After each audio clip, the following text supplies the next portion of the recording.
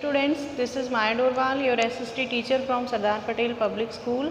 तो देखो, पिछला अपना जो वीडियो था उसने अपने चैप्टर जो मैप्स वाला था उसका पार्ट फर्स्ट पढ़ा था। उसमें अपन ने देखा था कि मैप क्या होते हैं और मैप के कौन कौन से टाइप होते हैं। ये जो अपना चैप्टर है उसमें अपन देखेंगे कि मैप है उसके कंपोनेंट कौन कौन से होते हैं ना। मैप है उसमें क्या क्या चीज़ें होती हैं। तो देखो, कंपोनेंट ऑफ मैप की अगर हम बात करें तो इसमें फर्स्ट आपके आते हैं स्केल। स्केल देखो क्या होता है, ए रिलेशन और ratio of the distance between two places on A map and actual distance between them on ground. इसमें देखो क्या होता है, रिलेशन मतलब एक्चुअल डिस्टेंस मतलब ग्राउंड डिस्टेंस कितनी है। जैसे कि मान लो ये दो प्लेसेस हैं आपके ग्राउंड पे, इनके बीच की डिस्टेंस मान लो कि आपके 100 किलोमीटर है ना। फिर ऐसे ही अगर इनको मैप पे शो करेंगे तो मैप पे अपन 100 किलोमीटर है वो शो नहीं कर सकते। तो हम क्या करते हैं कि 1 सेंटीमीटर मान लेते हैं ना। 1 सेंटीमीटर है उसको किसके इक्वल मानते हैं अपन, 100 किलोमीटर के इक्वल मानते हैं। तो ऐसे जो एक्चुअल डिस्टेंस, जो ग्राउंड डिस्टेंस है और जो मैप पे डिस्टेंस है, उन दोनों का जो रिलेशन है वो आपके क्या कहलाता है, स्केल कहलाता है ना। तो ऐसे मैंने एग्जांपल आपको बता दिया कि जैसे ग्राउंड की अगर हम बात करें तो ग्राउंड पे 100 किलोमीटर है, उसको मैप पे कितना शो किया जाएगा, 1 सेंटीमीटर। तो मैप पे अगर कहीं पे 1 सेंटीमीटर लिखा है तो आपको ये समझ जाना है कि वो कितना किलोमीटर को रिप्रेजेंट कर रहा है, 100 किलोमीटर को, है ना। और ये ज़रूरी नहीं है 100 किलोमीटर को ही रिप्रेजेंट करे, उसमें आपके इधर ब्रैकेट में लिखा होता है कि 1 सेंटीमीटर है वो 500 किलोमीटर को भी कर सकता है, 200 किलोमीटर को भी कर सकता है ना। तो इसमें आपको कितना स्केल में आपको सिर्फ क्या याद रखना है कि जो रियल डिस्टेंस है या जो ग्राउंड डिस्टेंस और जो मैप पे डिस्टेंस शो की जाती है उसके बीच का जो रिलेशन है या उसके बीच का जो रेशियो है वो आपके कहलाता है स्केल। अब नेक्स्ट देखो, नेक्स्ट अपन बात करें, ये मैंने आपको बता दी कि 100 किलोमीटर ग्राउंड पे है, उसको मैप पे अपन कितना शो करेंगे, 1 सेंटीमीटर। अब नेक्स्ट आपके आती है डायरेक्शंस, कि आपने मैप अगर कभी देखा हो तो मैप है उसमें आपके 4 डायरेक्शंस शो की जाती है। इसमें ऊपर की साइड आपके नॉर्थ डायरेक्शन होती है, नीचे की साइड आपके साउथ डायरेक्शन होती है, इधर आपके वेस्ट होती है और इधर आपके क्या होती है, ईस्ट डायरेक्शन होती है। तो मैप पे ये जो डायरेक्शन शो की जाती है ये आपकी कहलाती है मैप की डायरेक्शन।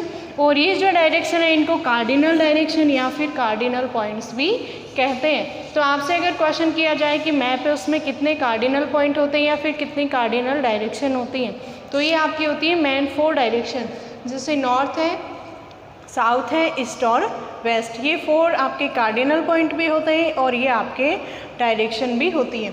अब कुछ आपके देखो कि जो ये पॉइंट्स हैं इनके बीच में भी डायरेक्शन होती है। जैसे कि मान लो नॉर्थ और वेस्ट के बीच में यहाँ एक लाइन बनाई तो ये नॉर्थ वेस्ट डायरेक्शन हो गई, वेस्ट और साउथ के बीच में तो साउथ वेस्ट डायरेक्शन हो गई। ऐसे ही ना 4 इनके सब कार्डिनल पॉइंट्स भी आपके होते हैं। तो ये आपके हो गई डायरेक्शंस। फिर आपके आते हैं कन्वेंशनल साइंस और सिम्बल्स।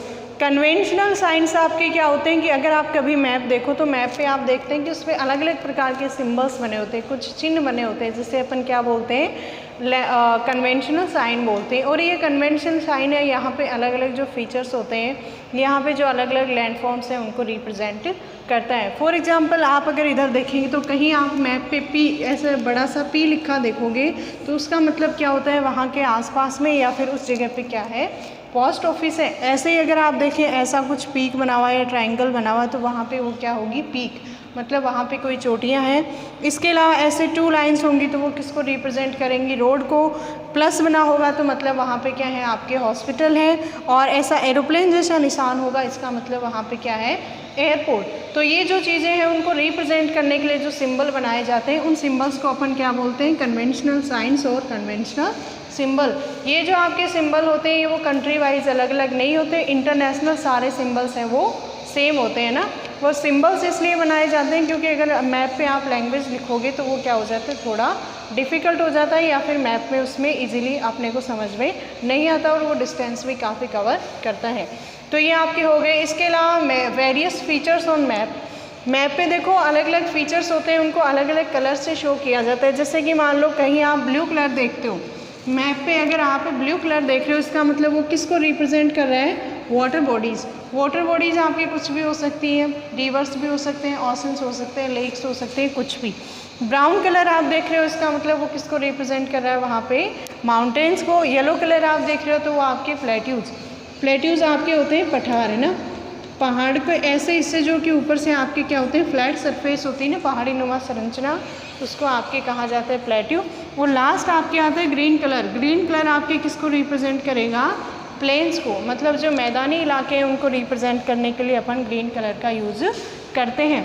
तो ये सब आपके क्या होते हैं, एक मैप के कंपोनेंट होते हैं, जिससे अपने को मैप समझने में काफ़ी इजी रहता है। तो ये आपके चैप्टर है, इसके सेकंड पार्ट है वो आपका कंप्लीट हो चुका है। थर्ड नेक्स्ट वीडियो में आएगा, तो यहाँ तक आप रिवाइज कर लीजिएगा। Thank you.